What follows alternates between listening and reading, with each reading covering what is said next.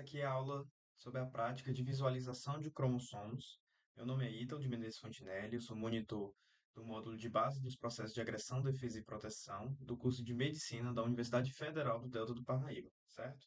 A gente vai dividir essa aula em três partes, sendo a primeira dedicada somente ao preparo, certo? A gente viu nos últimos dias que a gente tem que primeiro preparar as cebolas para a prática. Como? A gente vai cortar as raízes secas da cebola, a gente vai cortar a base do bulbo dessa cebola para estimular o crescimento de novas raízes.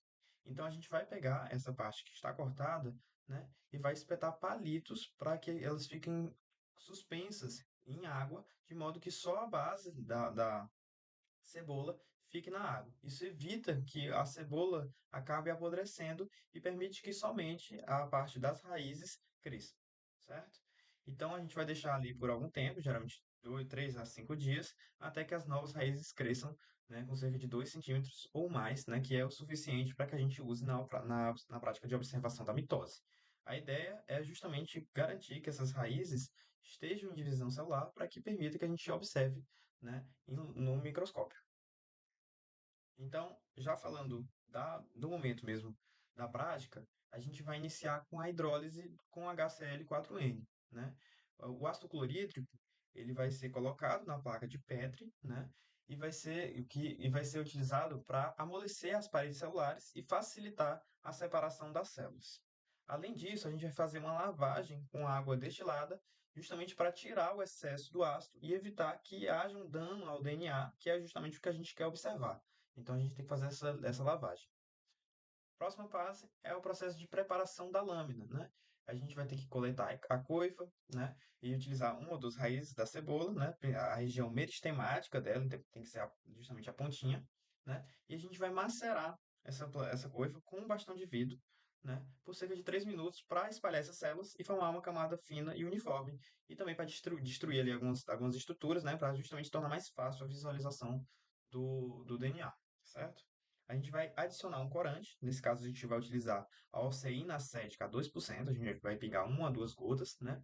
Porque esse corante tem a capacidade de se ligar ao DNA e tornar os cromossomos visíveis, né? Depois da montagem depois disso, a gente vai para a montagem da lâmina, né? A gente vai macerar e vai cobrir a amostra com a lamínula, né? Em seguida, a gente vai pressionar esse conjunto, né? Entre dois papéis filtros para espalhar as células e remover o excesso de corante, né? Isso garante que a gente consiga ver, consiga tirar esse excesso e consiga ver melhor as células no microscópio. Então, agora falando realmente da parte de observação, né? Na parte 2, a gente vai ter, que é a parte principal dessa aula, a gente vai começar a tentar identificar as células que a gente vai ver no microscópio, certo?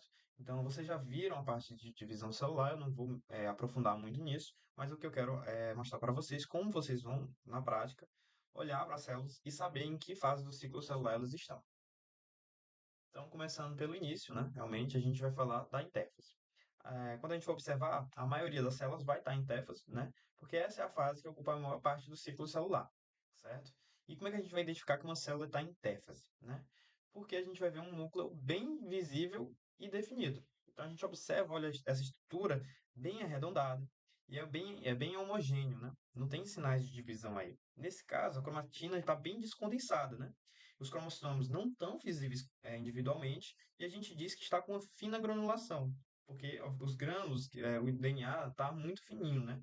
Aí. E a gente pode observar a presença de nucleus, que são pontos, né, mais escuros dentro do núcleo, que podem estar presentes dentro dessa fase. A próxima fase é a fase de prófase, né? E, né, a fase de prófase é justamente quando vai haver o início da condensação dos cromossomos, e aí a gente já vai começar a identificar essas estruturas a partir de filamentos grossos. A gente já falou que o outro tem uma granulação fina, aqui na prófase a gente vai ter esses filamentos mais grossos, né? Então, os cromossomos vão começar a aparecer de forma mais individualizados, mas ainda permanecem dispersos, eles ainda permanecem desorganizados. Nesse caso, o núcleo ainda está visível, né? Mas com a membrana nuclear já está começando a se desintegrar. Então a gente consegue ainda delimitar ali a estrutura do núcleo, os limites do núcleo ainda são bem visíveis, a carioteca ainda é presente, mas ela vai começar a se desintegrar ao longo da prófase, né? Nesse caso também o núcleo já vai estar desaparecendo ou já vai estar ausente. certo? Há também o início da formação do fuso mitótico, né? E a gente observa esse núcleo com aspecto de novelo. A próxima fase é a fase de metáfase. É a fase mais fácil da gente identificar, né? Em que os cromossomos vão estar totalmente condensados e bem visíveis e alinhados no centro da célula, formando o que a gente chama de placa equatorial, né? Nesse momento, a membrana nuclear é ausente, a gente não consegue delimitar esse núcleo, ele está bem assim, meio desorganizado. E as fibras do fuso metódico estão conectadas ao centrômero dos cromossomos. Nesse momento, a célula está organizada, né? Com esses cromossomos enfileirados no centro. A próxima fase é a anáfase, né, em que as cromátides irmãs vão começar a se separar no centrômero, né? E esses cromossomos vão começar a migrar para os polos opostos das células pelo encurtamento das fibras do fuso mitótico, que vão começar a puxar, né? Essa célula vai estar mais alongada, né, devido a essa separação dos cromossomos, e a membrana celular ainda é ausente, a gente ainda não consegue delimitar os núcleos, né? A estrutura ela é bem dinâmica, com um movimento claro dos cromossomos. Fim, a gente vai falar da telófase, né? Os cromossomos vão chegar aos polos das células, né? E vão começar a se descondensar, né? A ficar menos visíveis. Então, eles já vão voltar para aquela granulação fina. A gente vai começar a não ver mais os cromossomos individualmente, né? E a gente observa aí bastante isso, né? A gente vai ter a reformulação da membrana nuclear ao redor de cada grupo de cromossomos, o reaparecimento do núcleo, a gente observa que essas estruturas mais escurecidas, né? O desaparecimento do fuso mitótico e o início da citocinese, né? Que pode ser visível como um estrangulamento no meio da célula, né? Para mim, essa é a fase mais difícil de identificar, mas a gente usa uma dica que é justamente a presença de núcleos adjacentes que são semelhantes. Então, quando a gente olha lá no microscópio e olha supostamente duas células que estão muito próximas e os núcleos são muito parecidos, é porque provavelmente essa célula está em telófase ou saindo da telófase, né? Porque são núcleos em estágios muito semelhantes. Então, na terceira parte, agora a gente vai tentar fazer uma abordagem mais prática, né? Eu vou mostrar para vocês aqui umas lâminas sem dizer qual fase que elas estão, né? E a gente vai discutir alguns aspectos e depois dizer em que fase que elas estão, tudo bem? Então, essa aqui é a primeira fase, eu acho que é uma das mais simples de identificar, né? A gente observa nela que o núcleo não é bem definido, a gente não tem a presença aqui de carioteca, os cromossomos estão condensados, né? E bem individualizados, e esses cromossomos estão alinhados no centro da célula, formando o que a gente chama de placa equatorial. Essa organização é característica justamente da metáfase, certo?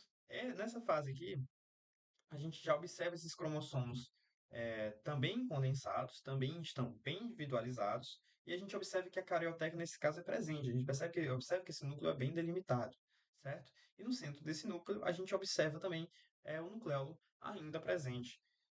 A gente está falando, então, da prófase, justamente pela condensação da cromatina, pela individualização dos cromossomos, a gente está falando da fase inicial da prófase.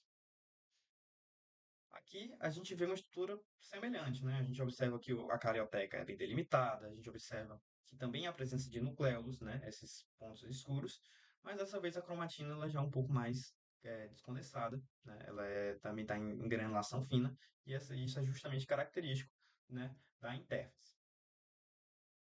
Nessa fase, a gente observa de que já há um movimento claro, né, uma separação. A gente não consegue delimitar a carioteca e a gente consegue ver os cromossomos individuais aqui. Eles estão bem condensados e a gente consegue ver eles bastante, né? A gente consegue ver eles sendo puxados para os polos das células, característica justamente da fase de anáfase.